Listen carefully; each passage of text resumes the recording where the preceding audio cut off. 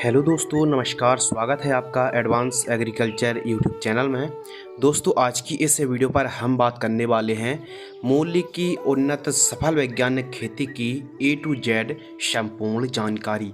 मूली की खेती कब और कैसे करना चाहिए, कौन सा वो सीजन है, टाइमिंग है जब आपको मार्केटिंग भाव काफ़ी अच्छा मिलेगा, कौन कौन सी बीमारी आती हैं और उन बीमारी का कंट्रोल इलाज क्या है, सस्ते पर अच्छा कॉम्बिनेशन आप बतलाइए। और यदि हम मूली की खेती कर रहे हैं तो कब करें और कौन सी वैरायटी का सिलेक्शन करना चाहिए, खेत की तैयारी किस प्रकार करना चाहिए और खेत की तैयारी करते समय कौन कौन सी सावधानी रखनी चाहिए, और जो खादें हैं कौन कौन सी, फर्टिलाइजर्स कौन कौन से न्यूट्रिएंट की पूर्ति करना चाहिए। यदि हम गर्मियों के दिनों पर या ऑफ सीजन मूली की खेती कर रहे हैं, बीमारी आ रही हैं, तो कौन सी कीटनाशक दवाई बेहतर काम करने वाली है, क्योंकि बाज़ार में तो बहुत सारी दवाई उपलब्ध हैं, लेकिन अच्छा कॉम्बिनेशन आप बतलाइए जिससे मूली की क्रॉप ज़्यादा से ज़्यादा हम ईल्ड निकाल पाएँ, मार्केटिंग भाव अच्छा मिल पाए। तो लागत के ऊपर बात करने वाले हैं, बाज़ार भाव के ऊपर बात करने वाले हैं, उपज, और लगभग इस वीडियो के माध्यम से आपको संपूर्ण जानकारी शेयर करने वाले हैं। तो बस आप वीडियो पर बने रहिए। आप देख रहे हैं एडवांस एग्रीकल्चर यूट्यूब चैनल। मैं हूं आपका होस्ट एंड दोस्त शिव कुमार। चलिए भाई शुरू करते हैं मूली की वैज्ञानिक खेती। सर्वप्रथम बात करते हैं अनुकूल समय। सबसे पहले जानना आपके लिए ज़रूरी है कि मूली की खेती करने के लिए उचित जो समय कौन सा है। मूली की खेती आप 3 सीजन पर कर सकते हैं: खरीफ सीजन, रबी सीजन और जायद का सीजन। खरीफ सीजन पर आप मई से लेकर अगस्त के मध्य आप बुआई कर सकते हैं, खरीफ पर सितंबर से लेकर दिसंबर के मध्य, और जायद के लिए जनवरी से लेकर अप्रैल के मध्य आप बुआई कर सकते हैं। क्योंकि अक्टूबर नवंबर पर आप मूली की बुआई करते हैं तो फसल भी बिना स्प्रे पर आ जाती है, लेकिन उतना अच्छा हमको बाजार भाव देखने के लिए नहीं मिल पाता है। तो आप अगस्त महीने पर यदि मूली की खेती करते हैं तो भी बाजार भाव अच्छा मिलेगा। इसके अलावा अप्रैल महीने पर भी आप बुआई करते हैं तो भी आपको अच्छा रेट मिलने वाला है। बाकी आप मई से अगस्त, सितंबर से दिसंबर और जनवरी से अप्रैल के मध्य कभी भी खेती कर सकते हैं, लेकिन अगस्त महीना और अप्रैल महीने पर आप बुआई करते हैं तो काफ़ी अच्छा मार्केटिंग रेट देखने के लिए मिलता है।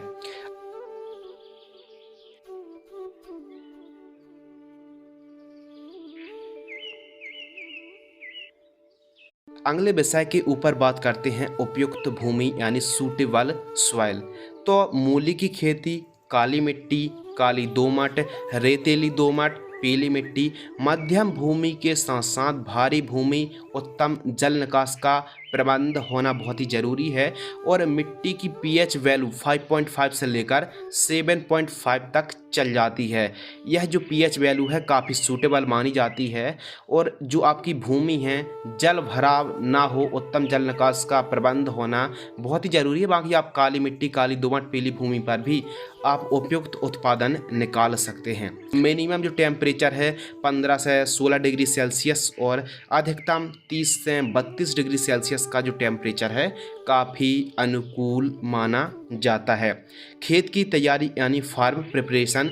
तो खेत की तैयारी मूली की क्रॉप के लिए किस प्रकार करना है, आइए समझते हैं। सर्वप्रथम मीडियम गहराई में चलने वाले जैसे कल्टीवेटर है, डकफेट है या फिर तोता हल से आपको पहली और दूसरी आपको प्लोइंग कराना है, जुताई कराना है, और अंतिम जुताई में पाटा लगाकर एकदम खेत को समतल करा लेना है, या फिर रोटावेटर से मिट्टी को भुरभुरी करा लेना है। खेत में जल निकास की उत्तम व्यवस्था होनी चाहिए और खेत के चारों तरफ एकदम साफ सफाई होना बहुत ही ज़रूरी है। तो इस प्रकार आप खेत की तैयारी कर सकते हैं, और आप अंतिम जुताई के समय या फिर रोटावेटर चलवाते समय आप देसी खाद जैसे गोबर की खाद है, मुर्गी की खाद है या फिर केंचुआ खाद का भी आप प्रयोग कर सकते हैं। इसके अलावा उन्नतशील किस्में जिनका उत्पादन काफ़ी अच्छा है और आप इन वैरायटी को भी लगा सकते हैं। सिंजेंटा कंपनी की आइवरी वाइट आती है, इसके अलावा माहिको की माही 22 आती है। इसके अलावा रेडिस दुलारी F1 आती है, जिसका जो पत्ता है पालक पत्ता वाली यह वैरायटी है, यानी जो पत्ता एकदम चिकना होता है, एकदम सरफेस होता है। इसके अलावा पूषा हिमानी है, जापानी वाइट जैसी वैरायटी का सिलेक्शन आप कर सकते हैं। और क्या इससे पहले आपने मूली की खेती की है, और की है तो अधिकतम आपने प्रोडक्शन कितना निकाला है और कौन सी वैरायटी को आपने लगाया है। इन वैरायटी का भी आप चुनाव कर सकते हैं, सिलेक्शन कर सकते हैं। स्पेशल सिंजेंटा कंपनी की आइवरी वाइट और माहिको माही 22 काफ़ी फेमस वैरायटी हैं। अगले टॉपिक के ऊपर डिस्कशन करते हैं प्रति एकड़ सीड्स। यदि आप 1 एकड़ पर मूली की खेती कर रहे हैं तो लगभग 1.5 किलोग्राम से लेकर 2 किलोग्राम के आसपास सीड्स की आवश्यकता पड़ती है। यदि आप डिस्टेंस कम और ज़्यादा करते हैं तो सीड्स की जो रिक्वायरमेंट है, सीड्स की आवश्यकता है, क्वांटिटी कम और ज़्यादा भी हो सकती है। बाकी आप 2 किलोग्राम प्रति एकड़ की दर से यदि बुआई करते हैं तो प्रोडक्शन काफ़ी अच्छा मिलने वाला है। बीज उपचार यानी सीड्स ट्रीटमेंट। तो हाइब्रिड बीज का यदि आपने सिलेक्शन किया है तो बीज उपचार करने की आवश्यकता नहीं है। यदि आप देसी घर का बीज लगा रहे हैं तो इसके लिए आप बीज उपचार जरूर करिए। इसके लिए आप कार्बेंडाजिम 12% प्लस मैंकोजेब 63% को प्रति किलोग्राम बीजों के हिसाब से आप 5 ग्राम की दर से बीज उपचार करके आप बुआई कर सकते हैं। Basal dose. मूली की खेती वेट विधि से ही करनी चाहिए, और जो आप वेट के ऊपर खाद देंगे, बुआई के समय जो खाद देंगे उसे हम बेसल डोज कहते हैं। बेसल डोज के रूप में आप मूली की क्रॉप पर फास्फोरस और पोटास युक्त खादों का ज़्यादा प्रयोग करें, क्योंकि यह कंद वर्गीय क्रॉप्स है। तो DAP 30 kilogram, single super phosphate और उर्वरक खाद पाउडर फॉर्म वाली 100 kilogram, muriate of potash MOP potash 35 kilogram. और यदि दीमक की समस्या आती है तो इसके लिए जैसे वायर कंपनी की रिजेंट GR 0.3% दानेदार इंसेक्टिसाइड आती है, 5 किलोग्राम से लेकर 10 किलोग्राम इन सभी को मिक्स करके आप बुआई के समय आप प्रति एकड़ की दर से प्रयोग करना चाहिए। वेट तैयार। तो मूली की क्रॉप पर वही आप परंपरागत तरीके से छिटकाव विधि से सीधी बुआई करते हैं तो उससे उतना अच्छा कंदों का विकास, उतना अच्छा मूली का साइज नहीं आ पाता है, और मूली की लंबाई भी प्रॉपर आए और चमक शाइनिंग भी आए और काफ़ी अच्छी ईल्ड प्राप्त हो। तो मूली की खेती वेट विधि से ही आपको करना चाहिए। मूली की खेती वेट विधि से ही करनी चाहिए। तो वेट किस प्रकार तैयार करना है? वेट मेकर या फिर वेट राइजर यंत्र से कुछ इस प्रकार वेटों को तैयार करना चाहिए। तो वेट की चौड़ाई, दूरी, ऊंचाई कितनी रखनी चाहिए, आइए सरल और आसान शब्दों में समझते हैं। तो वेट की आपको चौड़ाई लगभग 2.5 फीट रखनी है। वेट से वेट की दूरी 2.5 फीट आपको रखनी है, और वेट की ऊंचाई लगभग आप 1 फीट रख सकते हैं। इस प्रकार आपको वेट तैयार करा लेना है। Drip irrigation. तो मूली की खेती में कितने mm की आपको ड्रिप इन लाइन बिछाना चाहिए? तो मूली की क्रॉप के लिए एकदम वेजिटेबल क्रॉप है तो 16 mm in line drip irrigation मूली की क्रॉप के लिए उपयुक्त है।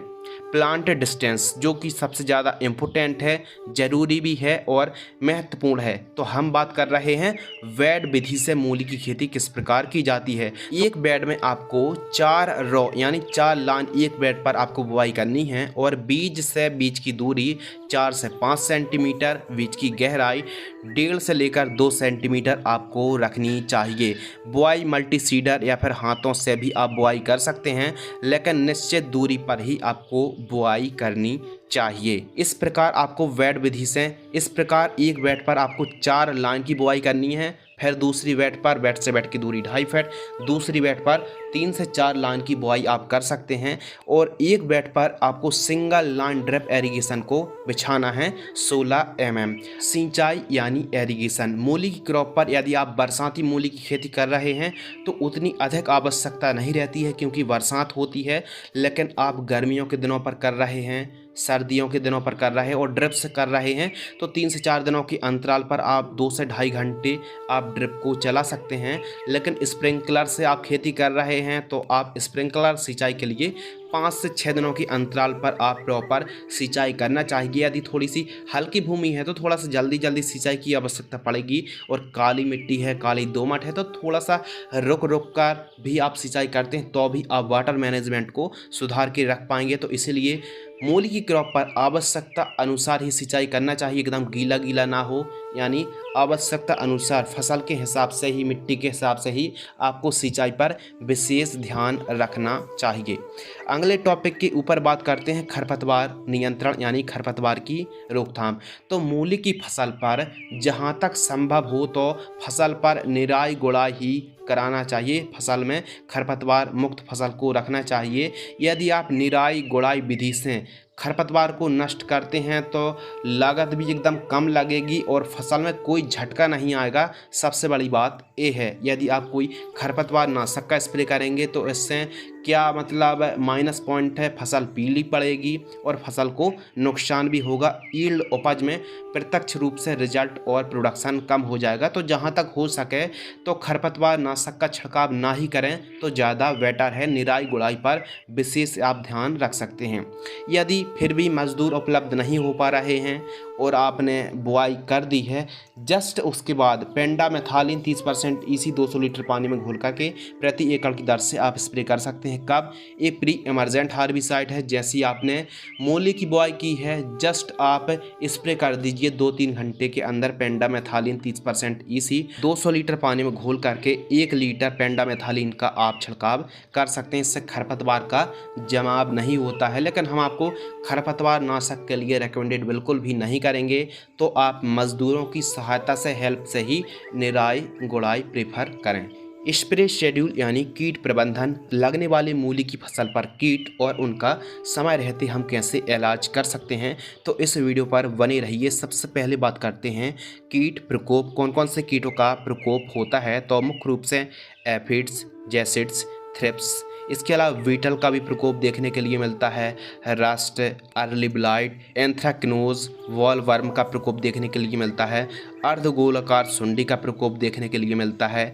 आरा मक्खी, DBM, इसके अलावा वाइट ग्रब जो कि मूली के ट्यूबर को काफ़ी ज़्यादा क्षतिग्रस्त करते हैं, तो वाइट ग्रब को भी कैसे कंट्रोल करना है। इसके अलावा रूट मैगेट और जड़ सड़न की समस्या आती है। लाल कद्दू बीटल की भी कभी कभी समस्या देखने के लिए मिलती है। तो यदि आप सीजन पर मूली की खेती करते हैं तो इस फसल पर कोई ज़्यादा कीट पतंगे तो नहीं आते हैं, लेकिन थोड़ा सा ऑफ सीजन कर रहे हैं, हाई टेम्परेचर पर कर रहे हैं, गर्मियों के दिनों पर कर रहे हैं या फिर बरसाती दिनों पर कर रहे हैं, तो पत्तों को खाने वाली जैसे वॉलवर्म इल्ली है और हरी इल्ली, सेमी लूपर्स का प्रकोप देखने के लिए मिलता है।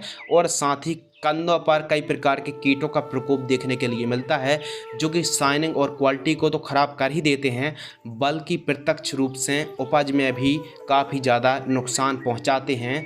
तो स्प्रे हम आपको बतलाने वाले हैं, ध्यान दीजिए। यदि मूली की फसल पर कोई रोग, बीमारी, डिजीज़ या फिर कंदों को ख़राब करने वाले कीटों का प्रकोप है तभी आपको छिड़काव करना है। और यदि आप सीजन पर मूली की खेती कर रहे हैं तो उतने अधिक स्प्रे करने की आवश्यकता नहीं पड़ती है।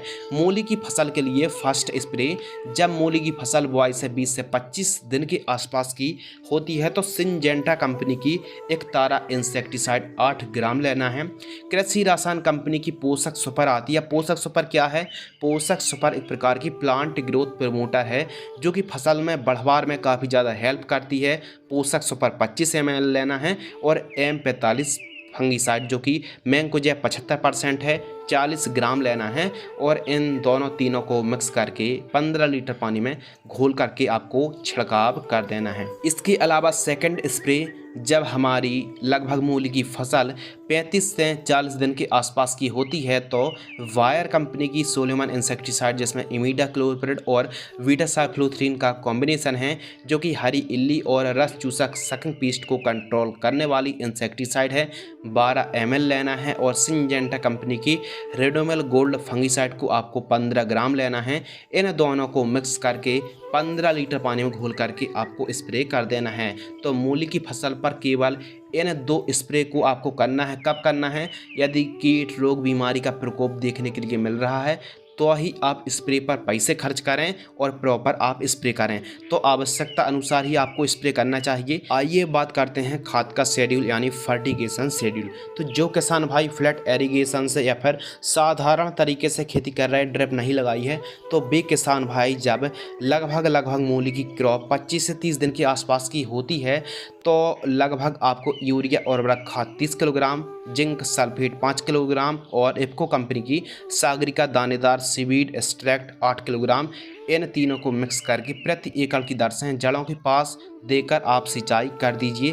केवल एक कॉम्बिनेशन आपको देना है। और यदि आप ड्रिप एरीगेशन से मूली की खेती कर रहे हैं, जो कि हम आपको रेकमेंडेड कर रहे हैं कि ड्रिप से आप मूली की खेती करके देखिए और काफ़ी अच्छी ईल्ड प्राप्त होगी और काफ़ी लंबे समय तक आप मूली की क्रॉप को रख पाएंगे। तो यदि आप ड्रिप एरीगेशन से खेती कर रहे हैं तो 10 दिन से लेकर 30 दिनों के मध्य NPK 19-19 2 kilogram, 1261 2 kilo, 1744 2 kilogram, micronutrient 500 ग्राम, इनको 4-4 दिनों के अंतराल में ड्रिप से आप प्रति एकड़ की दर से दे सकते हैं। एक दिन में एक खाद देनी है और 4-4 दिनों के अंतराल आपको रखना है।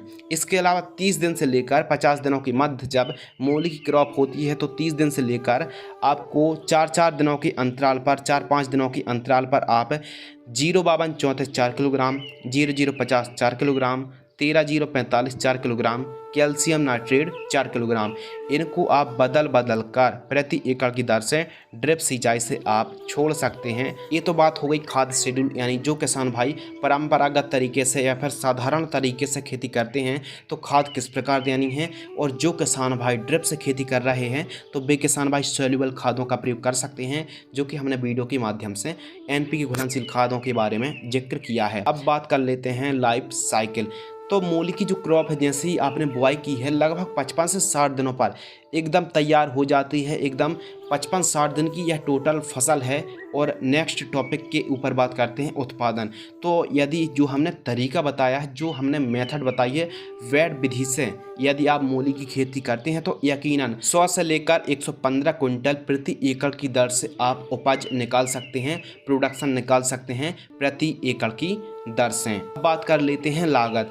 तो जो सभी लागत है, चाहे बीज का खर्च हो, खाद का खर्च हो, स्प्रे का खर्च हो, लेबर का खर्च हो या फिर कोई अन्य अदर एक्सपेंसेस हों, लगभग सभी एक्सपेंसेस, सभी खर्चे को जोड़कर भी लगभग 1 एकड़ पर जो लागत आने वाली है, कॉस्ट आने वाली है, 18,000 रुपये से लेकर 19,000 रुपये के आसपास प्रति एकड़ का खर्च आता है। अब बात कर लेते हैं बाजार भाव। तो बाजार भाव डिपेंड करता है आपकी क्वालिटी पर, सीजन पर और आवक पर। बाजार जो भाव रहता है कभी कभी बहुत सस्ता तो कभी कभी काफ़ी अच्छा रहता है और काफ़ी अलग अलग जगह पर अलग अलग, कहीं पर केजी से बिकता है तो कहीं पर नंग के हिसाब से मूली की बिक्री होती है। यदि हम केजी ही ले लें और 8 रुपये से लेकर 12 रुपये प्रति केजी का हमको रेट मिल जाता है। और यदि ऑफ सीजन है तो 15 रुपये, 20 रुपये, 25 रुपये केजी तक मूली बिकती है। अब बात कर लेते हैं मुनाफा। तो जो मुनाफा है, यदि हम 10 रुपये केजी का ही हम रेट ले लेते हैं 100 केजी यानी 1,000 रुपये क्विंटल और लगभग 100 क्विंटल उत्पादन भी मान लेते हैं तो 1,000 से यदि हम 100 का इंटू करेंगे तो लगभग हमको 1 लाख रुपए के आसपास हमारी आमदनी होगी, यानी मुनाफा होगा। अब मुनाफा में से लागत को हम घटा देंगे तो जो नेट प्रॉफिट है, शुद्ध लाभ है, वो आ जाएगा। 1 लाख रुपए हमारा मुनाफा था और लागत 19,000 रुपये के आसपास हमको लागत लगी। तो जो शुद्ध लाभ है, नेट प्रॉफिट है 81,000 रुपये के आसपास। जो हमारा नेट प्रॉफिट है 81,000 रुपये, हम 1 एकड़ से सभी लागत को काट कर कमाई कर सकते हैं। तो इस प्रकार आप 2-3 एकड़ पर मूली की खेती करते हैं तो काफ़ी अच्छी आपको यील्ड भी प्राप्त होगी, काफ़ी अच्छा आप नेट प्रॉफिट मूली की क्रॉप से कमा पाएंगे। और इस प्रकार यदि आप मूली की खेती करते हैं तो प्रॉपर कम लागत पर एक अच्छा उत्पादन भी प्राप्त कर पाएंगे और काफ़ी अच्छी यील्ड प्राप्त होगी और बाज़ार भाव भी आपको काफ़ी अच्छा मिलेगा।